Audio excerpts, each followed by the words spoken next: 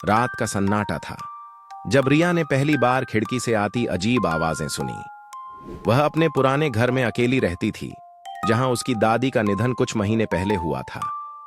हर रात खिड़की से आती असामान्य आवाजें उसे बेचैन कर देती, जैसे कोई उसे पुकार रहा हो। एक दिन उसने साहस जुटाया और खिड़की के पास जाकर देखने का निर्णय लिया। खिड़की के पर्दे के पीछे उसे कुछ हलचल महसूस हुई।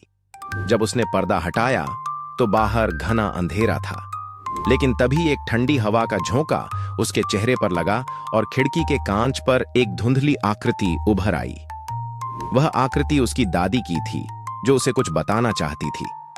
रिया ने ध्यान से देखा। उसकी दादी की आंखें आंसुओं से भरी थीं, जैसे वह किसी गहरे दुख में हो। अचानक खिड़की जोर से बंद हो गई और रिया पीछे हट गई। उसके मन में डर की लहर दौड़ गई। अगले दिन उसने गांव के बुजुर्गों से इस बारे में पूछा। उन्होंने बताया कि उसकी दादी की आत्मा को शांति नहीं मिली थी, क्योंकि उनका अंतिम संस्कार अधूरा रह गया था। रिया ने तुरंत ही सब कुछ ठीक किया और अपनी दादी की आत्मा की शांति के लिए प्रार्थना की।